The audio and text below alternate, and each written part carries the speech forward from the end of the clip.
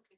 So, hi everyone, welcome to this third part of the API testing training session. So, in the previous session, मागच्या session मध्ये आपण बघितलं होतं की postman use का करायचे, व्हॉट आर द ऍडव्हान्टेजेस की पोस्टमॅन यूज करून आपल्याला होतात, आणि basic introduction of postman UI की कोणते कोणते सेक्शन्स काय काय आहेत. आता ऍक्च्युअल यूज आपण करणार आहोत आज पोस्टमॅनचा टू फॉर्म्युलेट सिम्पल रिक्वेस्ट. ठीक आहे, एपीआयज आपण पोस्टमॅनने हिट करणार आहे आणि अजून थोड्या काही सिम्पल गोष्टी किंवा बेसिक चेक्स आपण करणार आहे. ठीक आहे, but before we go ahead with that we will see की मेन रिक्वेस्ट ज्या असतात पोस्टमॅन मध्ये आपण ज्या यूज करतो तर त्या दोन टाईपच्या असतात. ओके, एक तर असते की गेट रिक्वेस्ट आणि दुसरी असते पोस्ट रिक्वेस्ट. तर त्या actually they are part of HTTP methods म्हणतात त्याला. ठीक आहे, आता HTTP चा अर्थ काय आहे ते आपण ऑलरेडी बघितलेलं आहे, पण 99% ऑफ द केसेस जेव्हा तुम्ही ऍक्च्युअल एपीआय टेस्टिंग वर काम कराल तेव्हा तुम्हाला दोन प्रकारच्या रिक्वेस्टशी जास्त डील करावं लागेल. एक आहे गेट आणि दुसरी आहे पोस्ट. ओके, सो बेसिकली ह्या सेशन मध्ये आपण गेट आणि पोस्टच बघणार आहोत. बाकीच्या टाईपच्या मेथड्स कोणत्या कोणत्या आहेत मी त्याच्यासाठी एक सेपरेट सेशन क्रिएट करेल वेर आय बी एक्सप्लेनिंग की बाकीच्या HTTP मेथड्स काय आहेत किंवा त्यांचा यूज काय आहे. Okay, so for now let me tell you about this gate request. ठीक आहे, आता गेट रिक्वेस्ट तुम्ही रिलेट करू शकता की कोणत्याही ऍप्लिकेशन मध्ये ऑनलाईन ऍप्लिकेशन मध्ये जेव्हा तुम्ही कुठल्याही प्रकारच्या डिटेल्स फेच करत असता किंवा सर्व्हर कडून ती तुम्ही इन्फॉर्मेशन रिक्वेस्ट करत असता आणि जेव्हा तुम्हाला ती इन्फॉर्मेशन त्यांच्या डेटाबेस मधून फेच करून प्रोव्हाइड केली जाते. जसं की मी स्टार्टिंगला एक एक्झाम्पल दिलेलं फेसबुक. ओके, सो फेसबुकवर तुम्ही जेव्हा लॉग इन करता आणि तेव्हा तुम्ही तुमच्या प्रोफाईलवर जाता किंवा दुसरीकडे जाता वेर तुम्ही तुमची इन्फॉर्मेशन घ्यायचा प्रयत्न करता किंवा बघायचा प्रयत्न करता, that is actually stored where in the database, right? So ते पर्टिक्युलर एपीआय रिक्वेस्ट जे असतात की जे तुमच्या UI वर तुम्ही ज्या ऍक्शन्स परफॉर्म करतात आणि त्याच्या करस्पॉन्डिंग डेटा ते घेऊन येतात from database to UI so that you can easily see that. ठीक आहे, तर त्या प्रकारच्या रिक्वेस्ट असतात त्या असतात गेट रिक्वेस्ट. ठीक आहे, आता तुम्हाला डेटाबेसचं किंवा SQLचं थोडं जर नॉलेज असेल तर हे तुम्ही रिलेट करू शकता सिलेक्ट क्वेरी जी असते. म्हणजे आता सपोज माझ्याकडे स्टुडंट टेबल असेल. ओके, एक टेबल आहे आणि त्या टेबलचं नाव आहे स्टुडंट. ठीक आहे, तर त्या टेबल मधला मला पूर्ण डेटा ऍक्सेस करायचा आहे. तर मग मी त्या टेबलसाठी SQL क्वेरी कशी लिहिणार की सिलेक्ट स्टार म्हणजे ऑल, करेक्ट, फ्रॉम आणि माझ्या टेबलचं नाव म्हणजे जे की आहे स्टुडंट. ठीक आहे, तर ही सिमिलर क्वेरी तुम्ही रिलेट करू शकता की it is nothing but get method. म्हणजे आपण काय करतो तर डेटा घेतो.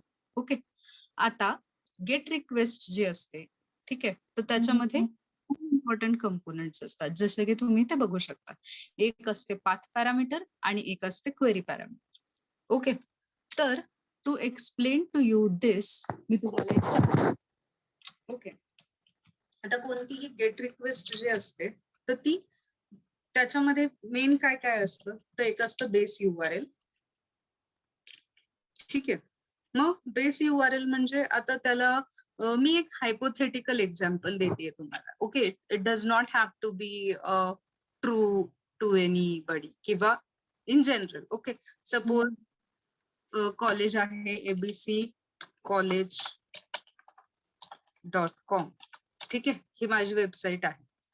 ओके, सो https://www.abccollege.com काहीतरी आहे असं माझं कॉलेज. ठीक आहे, आता ह्या सिच्युएशन मध्ये जेव्हा मी लॉग इन करून ह्या वेबसाईटवर जाते तर suppose this is my home page. ठीक आहे, मी होम पेजवर जेव्हा जाते त्यावेळी मी ह्या पेजवर पोहोचते. आता मला होम पेजवर वेगवेगळ्या लिंक्स दिसत आहेत. एक आहे ती आहे सपोज लिंक आहे ती आहे teachers. Okay, teachers log in असं म्हणते. नाव दुसरी लिंक आहे ती म्हणते की स्टुडंट्स लॉग इन.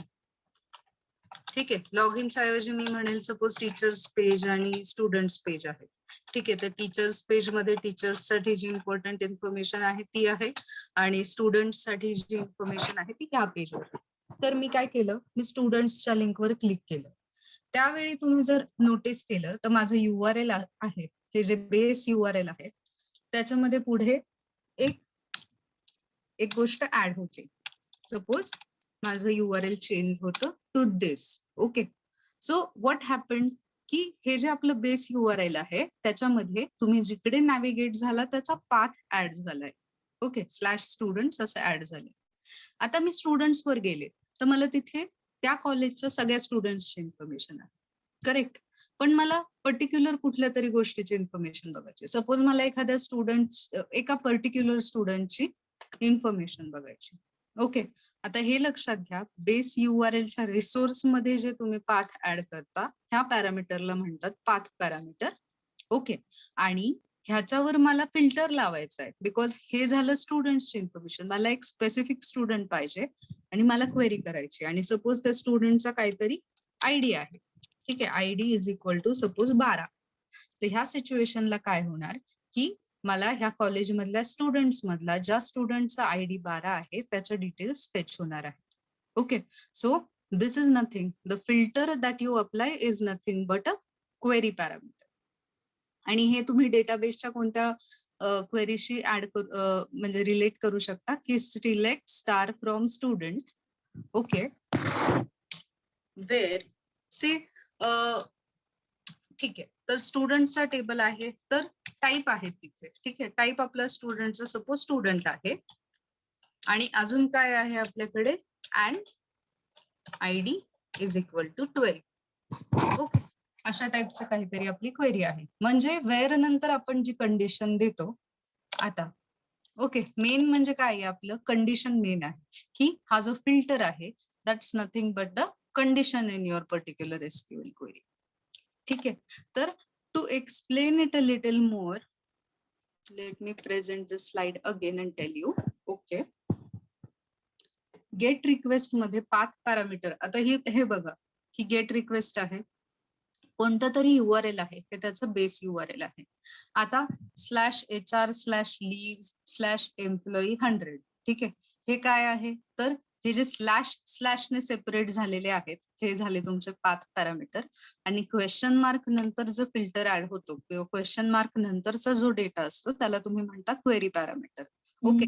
तर कुठल्याही URLचं ज्याचं आता सपोज तुम्ही API टेस्टिंग करताय. ठीक आहे. तर त्याच्यासाठी कोणते कोणते पाथ आणि कोणते कोणते क्वेरी पॅरामीटर्स व्हॅलिड आहेत हे तुम्हाला डेव्हलपर्स त्यांच्या डॉक्युमेंटेशन मध्ये प्रोव्हाइड करतात. सो हे जे व्हॅल्यूज मी इथे दिले आहेत की /EMP100 किंवा क्वेश्चन मार्क नंतर from date and to date वगैरे असं दिलंय.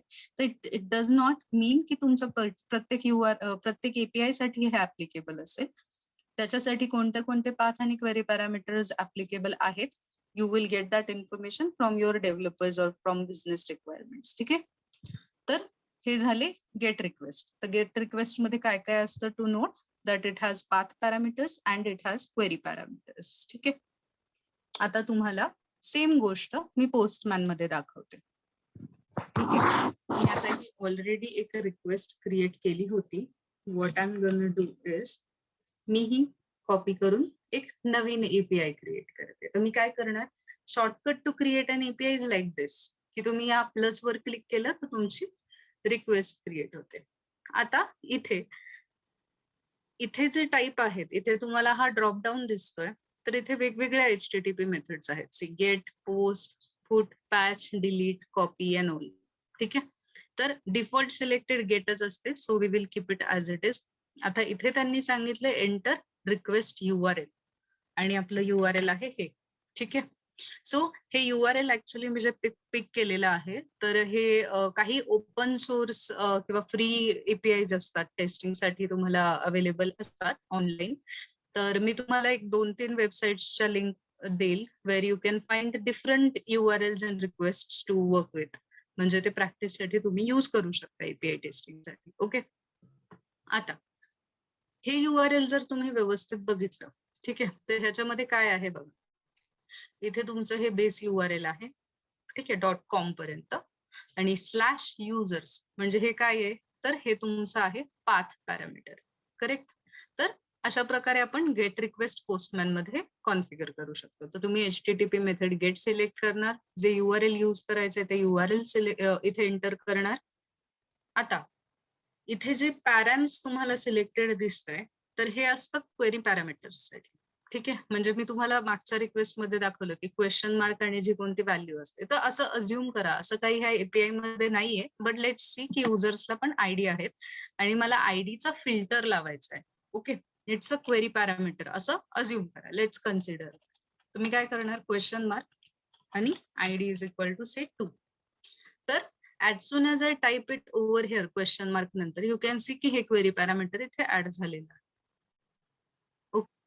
So this query parameter has been added over here and if I remove it, it would be removed from there. तर ओके, हे पॅरामीटर्स तर पाहिलं. आता ऑथरायझेशन. ऑथरायझेशन म्हणजे की आता हे आपण जे API यूज करतोय, तर हे बेसिकली ओपन सोर्स APIs आहेत. ठीक आहे. म्हणजे इथे काही ऑथरायझेशन वगैरे नाहीये, you can freely use it. But जे रिअल APIs असतील, तुम्ही टेस्टिंगसाठी यूज करणार आहात, ठीक आहे, तर त्याच्यासाठी तुम्हाला स्पेसिफिक कीज मिळतात किंवा you can say you can get a secret key और you can get an access token, जे यूज करून तुम्ही ऍक्सेस करू शकता ते API, कारण की ते डिरेक्टली कोणी पण गेट करू शकत नाही त्या APIs वर. ओके, तर त्याचे वेगवेगळे टाईप आहेत. आता ह्या टाइप्सला एक्सप्लेन करण्यासाठी पण मी एक सेशन घेणार आहे. बट नोट की आत्ताचा सगळ्यात जो पॉप्युलर ऑथरायझेशन टाईप आहे तो हा आहे, OAuth 2.0. आणि ऍक्सेस टोकन जे तुम्हाला मिळालेलं असतं फॉर द सिक्युरिटी थिंग, तर you can enter it over here. इथे तुम्ही काही त्या टोकनची व्हॅल्यू टाकू शकता. ठीक आहे. आता हेडर्स. हेडर्स आपण काही पास केलेले नाहीयेत, पण तुम्ही तुमच्या म्हणजे तुमच्या रिक्वायरमेंट नुसार इथे हेडर्स पण देऊ शकता वेगवेगळे, की तुमचा कंटेंट टाईप काय आहे, किंवा there are many other headers that we will explain. ठीक आहे. आता ही असते बॉडी. बॉडीमध्ये आपण काही आपल्याला जो डेटा पाठवायचा आहे तो आपण पाठवू शकतो. आता नोट दॅट गेट रिक्वेस्ट मध्ये कधीच आपण बॉडी पास करत नाही, कारण गेट मध्ये आपण कोणता डेटा डेटाबेसला सेंड नाही करत. इनफॅक्ट आपण डेटाबेसचा डेटा रिट्राईव्ह करतो किंवा आपण तो फेच करून आपल्याला तो बघायचा असतो. ठीक आहे. त्यामुळे गेट रिक्वेस्ट मध्ये वी नेव्हर पास बॉडी. आता ह्या थोड्या ऍडव्हान्स्ड कन्सेप्ट आहेत, त्या आपण इव्हेंच्युअली बघूया as and when we get comfortable with the basics. Okay, so pre request script is nothing but a script where you write something. आता ही रिक्वेस्ट हिट करायच्या आधी मला काहीतरी गोष्टी करायच्या असतील, तर त्या मी प्री रिक्वेस्ट स्क्रिप्ट मध्ये टाकणार. शिवाय टेस्ट मध्ये तो हिट करून झाल्यानंतर आपल्याला काही टेस्ट करायच्या त्या आपण इथे करणार. ते काय आहे, we will see that eventually. And in settings, this is just some default settings where we can change certain things as and when we want to do that. But we don't really need to do it hard and fast rule असा काही नाहीये. ठीक आहे. आता आपल्या API ला काही authorization पण नाहीये. Okay, so we are good to hit it. So मी आता काय करणार, मी once I am done configuring, मी इथे सेंड वर क्लिक करणार. ओके, आता सेंड वर क्लिक केल्यानंतर मला काय काय दिसते, हा आहे माझा रिस्पॉन्स. सो मी जसं तुम्हाला आधी सांगितलेलं की हा जो वरचा सेक्शन आहे त्याला आपण म्हणतो रिक्वेस्ट बिल्डर सेक्शन, कारण आपण आपली API रिक्वेस्ट इथे बिल्ड करत असतो. ठीक आहे. आणि हा जो पार्ट आहे तो आहे रिस्पॉन्स सेक्शन. जो तुमची रिक्वेस्ट हिट झाल्यानंतर तुम्हाला हा रिस्पॉन्स मिळतो. आता रिस्पॉन्स आपल्याला काय मिळतोय बघा, तर आपल्याला हे युजर्स मिळाले. पहिला युजर हा आहे, नंतर ID2, this is the user. So हे डिटेल्स आपल्याला फेच झालेले आहेत when we hit this API. Okay, so this is our response that we have received. आता रिस्पॉन्स मध्ये पण अजून काही गोष्टी आहेत, जसं की हा स्टेटस आहे 200 OP. So the status is a HTTP status code. ठीक आहे. जसं HTTP मेथड्स असतात गेट पोस्ट, तसं तुम्ही त्या रिक्वेस्ट हिट केल्यानंतर HTTP स्टेटस कोड्स जनरेट होतात. ठीक आहे. आता HTTP स्टेटस कोड्स मध्ये भरपूर टाईप आहेत, म्हणजे 1XX सिरीज आहे. ठीक आहे. त्यानंतर 2XX सिरीज आहे, 3XX सिरीज आहे, 4XX सिरीज आहे आणि 5XX सिरीज आहे. ठीक आहे. आता आपल्याला जो रिस्पॉन्स मिळाला आहे तो 200 आहे, म्हणजे तो 2xx सिरीजला बिलॉंग करतो आणि 2xx series usually success indicate करते. ओके, म्हणजे तुमची रिक्वेस्ट पास झाली.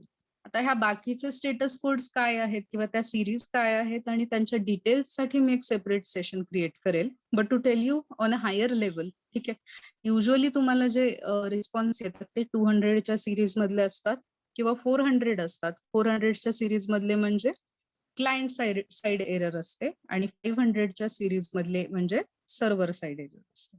ओके, इव्हेंच्युअली मी तुम्हाला हे सगळं एक्सप्लेन करेल डिटेलमध्ये, but for now you can just consider की 200 म्हणजे सक्सेस रिस्पॉन्स असतो. ठीक आहे, तर अशा प्रकारे आपण गेट रिक्वेस्ट कॉन्फिगर केलेली आहे and we have received one response आणि इथे आपण पास करताना we have passed path parameter. आता ह्या रिक्वेस्टला क्वेरी पॅरामीटर नाहीये, त्यामुळे मी चुकीचा क्वेरी पॅरामीटर टाकला तरी पण it will not give me an error, but may be it will not give me a response also. ठीक आहे, तर मी हे एंटर केल्यावर यू कॅन सी की पॅरामीटर्स मध्ये इथे हे ऍड झाले. सिमिलरली मी जर हे रिमूव्ह केलं इथून, ओके, आणि मी इथे पॅरामीटर्स मध्ये आयडी आणि इथे 2 टाकलं तर यू कॅन सी इथे ऑटोमॅटिकली क्वेश्चन मार्क आणि हे ऍड झालं. ही रिक्वेस्ट मी सेंड केली तर maybe okay see, so I am getting the correct response here. ठीक आहे, म्हणजे हा व्हॅलिड क्वेरी पॅरामीटर आहे ह्या रिक्वेस्टचा. So what is happening is, बघा, मी क्वेरी पॅरामीटर पास केला की युजर आयडी 2 पाहिजे मला, तर the response that I have received is nothing but for user ID 2. तर युजर आयडी 2 साठी मला रिस्पॉन्स मिळालेला आहे. पण मी जर हे रिमूव्ह केलं आणि फक्त स्लॅश युजर्स पर्यंत ठेवलं आणि if I am sending it, तर I will get data for all the users. तर मला आयडी 1, 2, 3, 4 असं सगळ्या आयडी साठी डेटा मिळाला.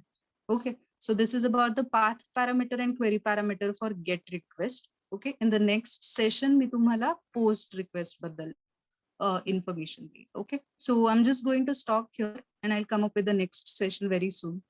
Okay, thank you guys.